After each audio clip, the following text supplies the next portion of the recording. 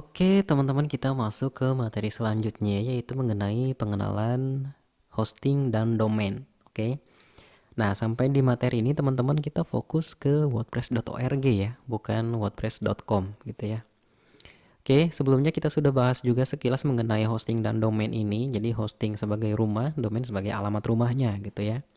Nah, kita masuk ke slide selanjutnya. Jadi apa itu hosting? Jadi hosting ini teman-teman secara teknisnya ya, secara lebih kompleksnya, ini adalah sebuah komputer server tempat kita menyimpan semua file website kita. Gitu ya. Nah, kalau teman-teman ekstrak untuk script WordPress-nya ketika teman-teman download aplikasi WordPress di wordpress.org, nah ini bentuknya akan seperti ini, teman-teman. Nah, file-file inilah yang akan kita letakkan di server atau di hosting gitu ya. Nah, file-file ini disebut dengan script biasanya. Oke, tapi kita sebut saja sebagai aplikasi gitu ya WordPress-nya. Oke, jadi untuk bisa menggunakan WordPress, teman-teman harus menginstalnya dulu kan. Sama seperti di Android.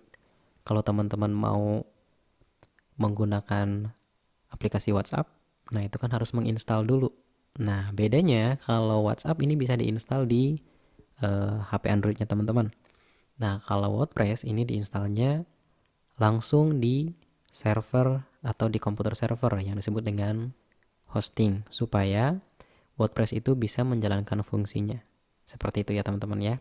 Jadi secara sederhananya, supaya teman-teman tidak pusing, hosting ini anggap saja sebagai sebuah rumah, di mana teman-teman bisa meletakkan barang di situ, bisa menyimpan barang berupa kursi, lemari es, kemudian rice cooker, dan masih banyak lagi perabotan rumah tangga yang bisa disimpan di rumah itu. Nah, sedangkan untuk bisa sampai ke rumah itu teman-teman harus tahu alamat rumahnya gitu ya. Jadi ketika teman-teman ingin berkunjung ke rumah seseorang, teman-teman kan harus pegang alamatnya, harus tahu alamatnya. Kalau di perumahan, misalkan perumahan apa namanya, kemudian bloknya blok berapa, nomor rumahnya nomor berapa. Nah, itu kan alamat rumah gitu ya. Nah, di dalam dunia website, alamat rumah itu kita sebut sebagai domain. Oke, kita lanjut ke slide berikutnya. Nah, jadi apa itu domain? Domain adalah jadi alamat dari sebuah website ya, yang kita analogikan alamat dari sebuah rumah. Oke, contohnya www.belajarblogonline.com. Oke, nah itu nama domain. Oke, nah sedangkan yang .com-nya ada beberapa nih. Ada yang .com, ada yang .net, ada yang .org. Nah, itu disebut dengan ekstensi. Nah, untuk ekstensi ini teman-teman bisa menentukan sendiri nih. Bisa teman-teman menggunakan .net, .com, kemudian .org, .co.id. Nah, itu bisa teman-teman pilih ketika teman-teman ingin melakukan sewa domain. Oke. Jadi, domain itu alamat dari sebuah website supaya ketika teman-teman ingin mengunjungi website tertentu, teman-teman tidak nyasar ke website lain gitu ya. Nah, itu kita analogikan sebagai alamat rumah untuk memahaminya. Oke, jadi kilas balik. Jadi hosting adalah rumah, unit rumah, sedangkan domain adalah alamat dari rumah itu gitu ya. Kalau teman-teman pemilik rumahnya, ya berarti teman-teman harus tahu alamat rumah itu. Jadi supaya ketika ada keluarga yang ingin berkunjung ke rumahnya teman-teman, teman-teman tinggal kasih alamatnya supaya tidak nyasar ke rumah orang lain gitu ya. Oke. Nah, ini untuk ekstensi teman-teman ada banyak pilihannya, ada beberapa juga ekstensi yang mensyaratkan persyaratan tertentu untuk digunakan gitu ya, seperti .org, .co.id itu ada persyaratan tertentu. Nah, sedangkan .com, .net ini tidak ada, teman-teman bisa gunakan bebas. Nah, untuk domain sendiri, teman-teman, domain ini sifatnya unik. Jadi, alamat domain punya teman-teman itu hanya teman-teman yang punya. Selama teman-teman masih sewa gitu ya. Jadi cuma teman-teman yang punya nih. Di dunia internet, di dalam internet nggak ada yang punya selain teman-teman. Misalkan, punya saya kan belajar blogonline.com. Yang memiliki belajar blogonline.com ini hanya saya, gitu ya. Jadi yang punya alamat rumah ini itu hanya rumah saya, gitu ya. Jadi tidak ada ganda di sini.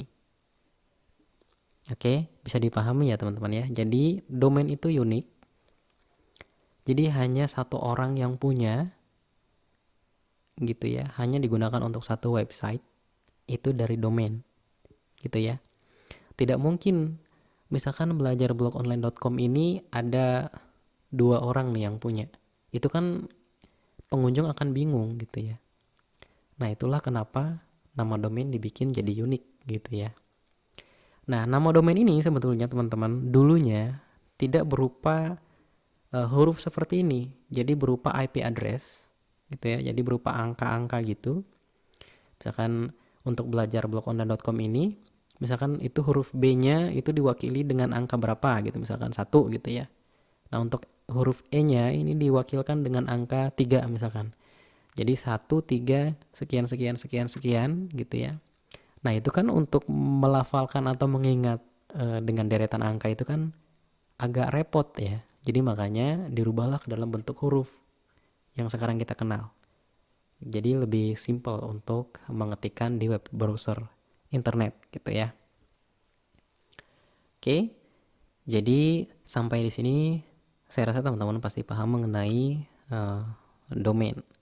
Nah, jadi makanya ketika teman-teman ingin memutuskan menggunakan domain tertentu, nama domain tertentu, teman-teman cek dulu ketersediaannya. Kalau masih tersedia, itu artinya belum digunakan oleh orang lain. Teman-teman bisa pakai. Tapi kalau keterangannya tidak tersedia, itu artinya sudah digunakan oleh orang lain. Gitu ya. Oke, kita masuk ke slide selanjutnya. Nah, kita bahas lagi ini untuk teman-teman ya, supaya teman-teman lebih paham lagi. Kenapa sih WordPress itu membutuhkan hosting dan domain? Ya, alasannya simple teman-teman. Supaya websitenya teman-teman itu bisa diakses oleh seluruh pengguna internet di seluruh dunia. Gitu ya. Jadi sebetulnya WordPress ini bisa diinstal di laptopnya teman-teman secara offline. Gitu ya, menggunakan aplikasi SEM namanya. Tapi yang bisa mengakses websitenya itu, yang diinstal di laptopnya teman-teman, cuma laptopnya teman-teman aja yang bisa mengakses. Gitu ya. Karena teman-teman menggunakan server lokal atau server yang ada di laptopnya teman-teman. Jadi laptopnya teman-teman itu diubah menjadi hosting. Kemudian yang hanya bisa mengakses websitenya teman-teman dengan nama domainnya teman-teman itu hanya bisa diakses menggunakan laptopnya teman-teman aja. Nggak bisa diakses menggunakan laptop yang lain.